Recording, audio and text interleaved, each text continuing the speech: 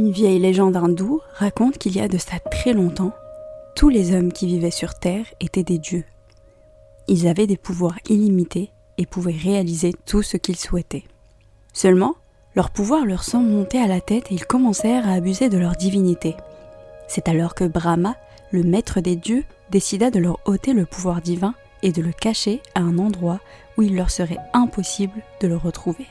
Le grand problème fut donc de lui trouver une cachette. Lorsque les dieux mineurs furent convoqués à un conseil pour résoudre ce problème, ils proposèrent ceci: enterrant la divinité de l'homme dans la terre.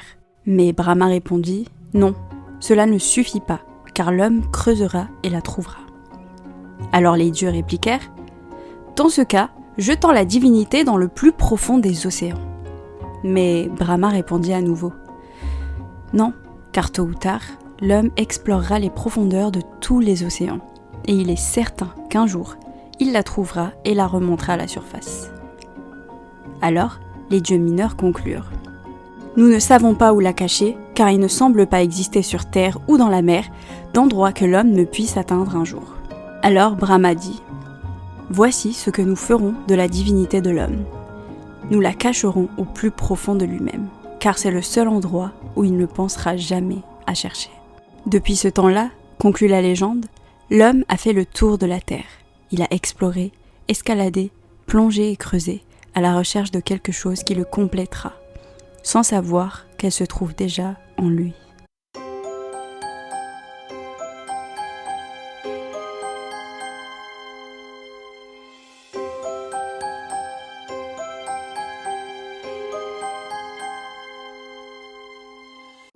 Est-ce que tu l'as déjà senti? Est-ce que tu l'as déjà vu? L'as-tu déjà expérimenté? Mais d'abord, de quoi on parle? C'est quoi ce truc qui détient un pouvoir illimité qui est censé se trouver au fond de nous? Est-ce que c'est un esprit qui nous possède malgré nous? Est-ce que c'est notre être spirituel? Est-ce que c'est l'Éternel, le Saint-Esprit, notre subconscient? Ou alors une manière plus spirituelle de parler du cerveau? Cette question s'est posée durant toutes les périodes de l'humanité. Et même si la signification n'est pas la même pour tout le monde, un nom a été communément donné à ce phénomène: l'âme. Un peu comme Dieu, certains y croient, d'autres pas. Il y a ceux qui pensent que les humains possèdent pas d'âme. Et il y a ceux qui pensent le contraire. L'âme étant une entité invisible, cela révèle donc du domaine de la foi. Parmi ceux qui y croient, chacun a sa propre appellation et interprétation de l'âme. Plusieurs civilisations au cours des siècles ont parlé de l'âme.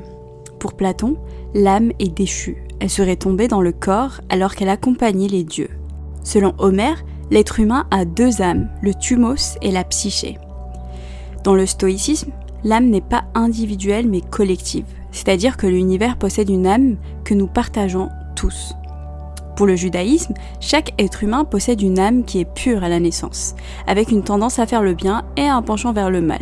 Chacun choisit alors librement quelle route il prendra au cours de sa vie. Dans le christianisme, l'âme est une entité créée par Dieu qui est marquée par le péché originel. Elle peut être rachetée par le sacrifice de Jésus-Christ sur la croix ou individuellement par le baptême. Elle ne périt pas et est rassemblée avec le corps terrestre le jour de la résurrection. Pour les musulmans, l'âme est une entité extraordinaire, encore plus complexe que le corps physique. Il est stipulé qu'un ange vient insuffler une âme à tout être humain 120 jours après sa naissance. L'âme décèlerait un grand nombre de secrets et, comme le corps, elle a besoin d'être nourrie et entretenue. Plusieurs scientifiques ont tenté d'expliquer le concept qu'est l'âme. Pour Sigmund Freud, l'âme est tout simplement l'appareil psychique. Certains sont même allés jusqu'à vouloir prouver l'existence de l'âme en la pesant. Ouais, t'as bien entendu.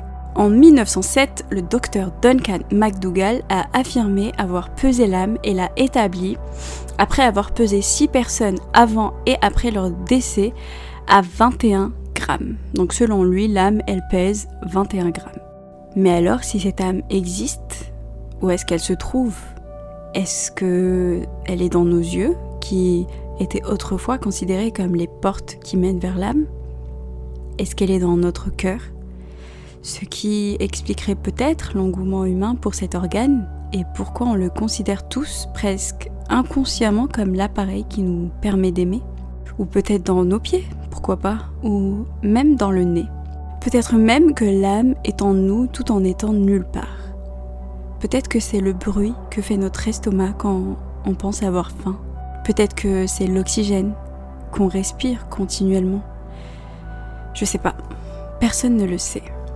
Tout ceci n'est pas vraiment important. Ce qui est important, c'est ce que ça signifie d'avoir une âme. C'est la magie qu'il y a derrière, la puissance qu'elle est censée contenir et surtout la raison de son existence. Peut-être que je pose mal la question. Il se peut que la vraie question ne soit pas pourquoi on a une âme, mais pourquoi notre âme nous a. Pourquoi mon âme vit-elle son expérience terrestre avec mon corps et mes circonstances? Pourquoi en tant qu'âme puissante et divine, ai-je choisi de vivre une vie limitée par la chair et les lois physiques? Qu'ai-je à apprendre, à expérimenter?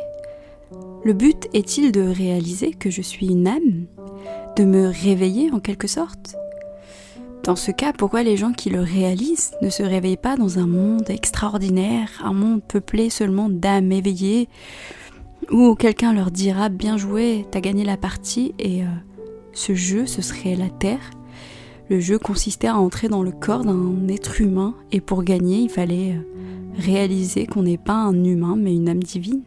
Peut-être que les prophètes des religions classiques ont tenté d'expliquer ce processus complexe qu'est l'âme à une population qui n'avait pas les connaissances nécessaires pour comprendre.